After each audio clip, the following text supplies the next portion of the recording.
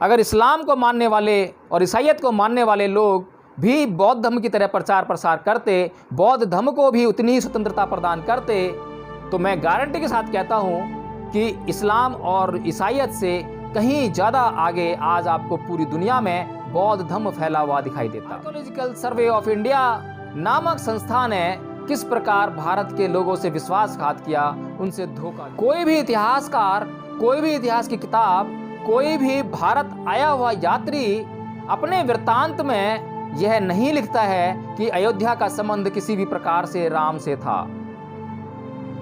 यहां तक कि ASI ने भी नहीं कहा है अपने किसी भी रिपोर्ट में कि किसी भी प्रकार से राम का संबंध अयोध्या से है।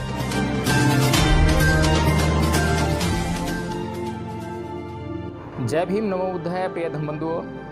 कल्पनाओं के आधार पर हिंदुओं ने अपने लिए एक धर्म के बड़े ढांचे को खड़ा कर लिया है और कल्पनाओं के इस ढांचे ने इतिहासकारों के सर में दर्द पैदा करके रख दिया है। सारे इतिहासकार जब हिंदुओं के धर्म ग्रंथों के अनुसार उनकी तिथियां ढूंढने बैठते हैं, उन घटनाओं को ढूंढने बैठते हैं इतिहास में, तो उनके सर में दर्द होने लगता है, क्योंकि वे इतिहास में कहीं भी उन घटनाओं का जिक्र नहीं पाते हैं, उन घटनाओं के कोई भी प्रमाण नहीं पाते हैं, किसी भी चमत्कार का प्रमाण नहीं पाते हैं। और आप लोग हैं कि अपने चमत्कारों का बखान करते करते करते करते ऐसी ऐसी बातें कर जाते हैं जिससे कि इस देश का सर पूरी दुनिया के आगे झुकने से रुक नहीं पाता है, उसे झुकना ही पड़ता है।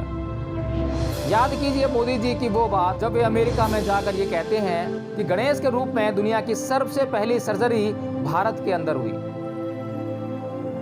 ऐसी मूर्खतापूर्ण जब बातें आप लोग करेंगे तो उससे भारत का सर शर्म से झुक जाएगा। किसी भी प्रकार के गौरव का अनुभव भारत के लोगों को उसमें नहीं होगा।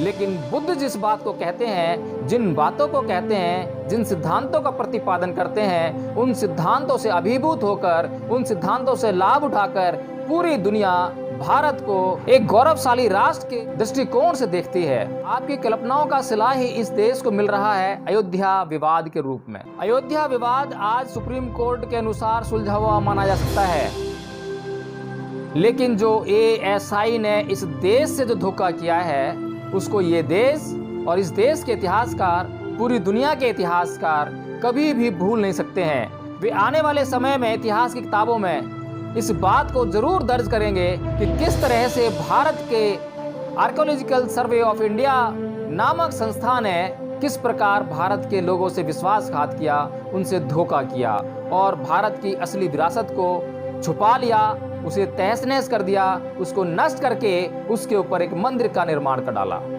हालांकि अभी इस भारत के कुछ सच्चे देशभक्त इस बात में लगे हुए हैं कि वहाँ पर राम मंदिर का निर्माण होने से पहले वह बौद्ध विरासत को हासिल कर लिया जाए जो कि उस अयोध्या नगर के नीचे दबी पड़ी है। कोई भी इतिहासकार, कोई भी इतिहास की किताब, कोई भी भारत आया हुआ यात्री अपने वृत्तांत में यह नहीं लिखता है कि अयोध्या का संबंध किसी भी प्रकार से राम से था। यहां तक कि ASI ने भी नहीं कहा है अपने किसी भी रिपोर्ट में कि किसी भी प्रकार से राम का संबंध अयोध्या से है।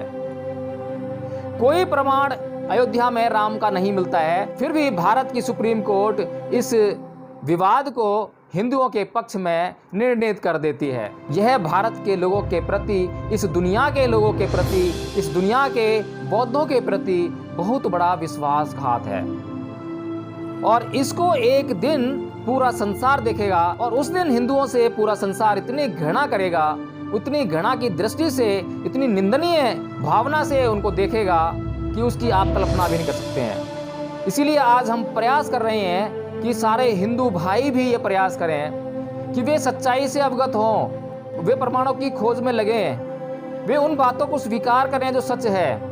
ये अंधश्रद्धा से, ये परंपराओं से, ये रूढ़िवादिताओं से कुछ भी और किसी का भी भला होने वाला नहीं है। और इस देश में जो सरकार है वो बार बार देशभक्ति का राग अलापती रहती है, लेकिन कैसी देशभक्ति जब आप अपने देश की ऐतिहासिक विरासत को ना बचा सको, बचाने का प्रयास ना करो और प्रयास करने के बजाय उसको जानबूझकर षड्यंत्रों के द्वारा उन ऐतिहासिक विरासत को पीस पीस कर उसकी मिट्टी बना के रख दो, तो क्या यह देशभक्ति है? इससे बड़ा देशद्रोह कोई नहीं है। इतिहास इस बात का साक्षी है कि मुसलमानों ने अपने धर्म का जब प्रचार किया तो उन्होंने हिंसा से अपने धर्म का प्रचार किया। पूरी दुनिया में जहाँ जहाँ इस्लाम आज व्याप्त है, फैला हुआ है, सभी जानते हैं कि कैसे फैला है। भारत में भी जो इस्लाम का रूप आज अब देख रहे हैं वह हिंसा के द्वारा ही प्रचारित और प्रसारित किया गया है। जबरदस्ती धर्म परिवर्तन करा के किया गया है। ईसाइयों ने अपने व्यापार और हिंसा के द्वारा पूरी दुनिया में ईसाइयत का प्रचार और प्रसार किया है। बहुत बड़े धब्बे इन धर्मों के ऊपर लगे हुए हैं। धर्मों को मानने वाले धर्मावलंबियों का सर शर्म से आज झुक जाता है जब इतिहास की ये गाथाएं वे पढ़ते हैं। और इसी प्रकार अगर मैं कहूं कि हिंदुओं ने तो आज तक अपने धर्म का प्रचार करने का प्रयास ही नहीं किया है, तो ये बात बिल्कुल ठीक है। उन्होंने आज तक अपने धर्म का प्रचार करने का प्रयास ही नहीं किया है, बल्कि उस धर्म को छुपाने का प्रयास किया है। उस धर्म को भारत के एक बहुत बड़े वर्ग से छुपाने का प्रयास किया है। और आज जब उन्हें याद आई कि उनका धर्म तो इस देश में भी कुछ ही लोग मानते हैं, और जो लोग मानते हैं अब उनकी आस्था और उनका विश्वास भी विज्ञान के आने से वो लुप्त होता जा रहा है, वो हटता जा रहा है। अब वो प्रकाश को प्राप्त हो रहे हैं, अंधकार से मुक्त होते जा रहे हैं। तो कुछ खुरापाती हिंदुओं को ये सूझा कि क्यों ना अब धर्म का प्रचार प्रसार किया जाए। और उन्होंने भी धर्म प्रचार का कौन सा साधन अपनाया? उन्होंने भी धर्म प्रचार का साधन वही अपनाया जो इतिहास में इस्लाम के धर्म प्रचारकों ने अपनाया, ईसाइयों ने अपनाया। आज उसी राह पर वो मॉब लिंचिंग के द्वारा, हिंसा के द्वारा हिंदू धर्म का प्रचार और प्रसार करने का काम कर रहे हैं।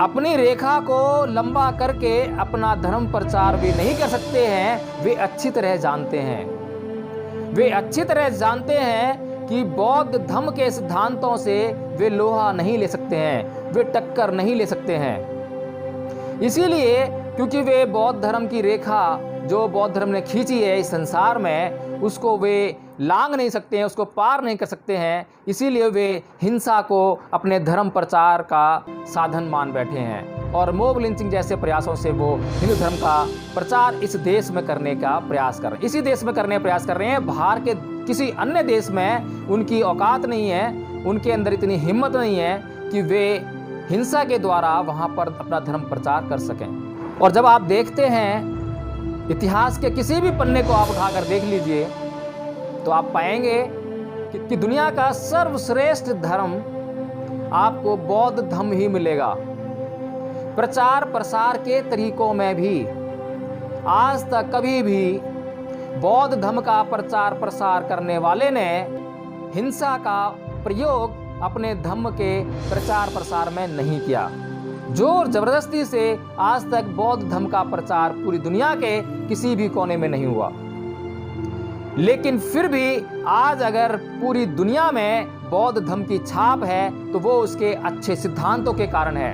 अगर इस्लाम को मानने वाले और ईसाइयत को मानने वाले लोग भी बौद्ध धर्म की तरह प्रचार प्रसार करते, बौद्ध धर्म को भी उतनी स्वतंत्रता प्रदान करते, तो मैं गारंटी के साथ कहता हूं कि इस्लाम और ईसाइयत से कहीं ज़्यादा आगे आज आपको पूरी दुनिया में बौद्ध धर्म फैला हुआ दिखाई देता। और भारत की तो नाक बौद्ध धर्म से ही बनती है। अगर आज भारत के नेता, चाहे कोई भी नेता हो, कोई भी प्रधानमंत्री हो, आज का प्रधानमंत्री भी जो कि आरएसएस का एक एजेंट है, आरएसएस का चमचा है, आरएसएस की मानसिकता से लबालब है, कट्टर हिंदू है, वो भी जब बाहर के देशों में जाता है तो सबसे पहले बुद्ध का ही नाम लेता है। मैं बुद्ध की धरती से आया हूं, यही कहता है। अगर उस व्यक्ति को भी बुद्ध की धरती से आया हूं यह कहना पड़ता है तो मुझे यह बात कहने में कोई हर्ज नहीं लगता कि इस देश की अगर नाक है पूरी दुनिया में तो वो बौद्ध धर्म के ही कारण है।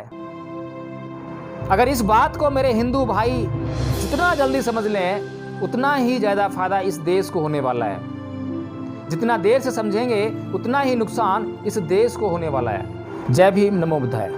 मेरा अपना चैनल, आपका चैनल, समाज का चैनल, देश का चैनल NB News 24/7 को आप लाइक करें, सब्सक्राइब करें और ज्यादा से ज्यादा इसकी वीडियो को शेयर करें ताकि हर खबर को मैं आप तक आसानी से पहुंचा सकूं।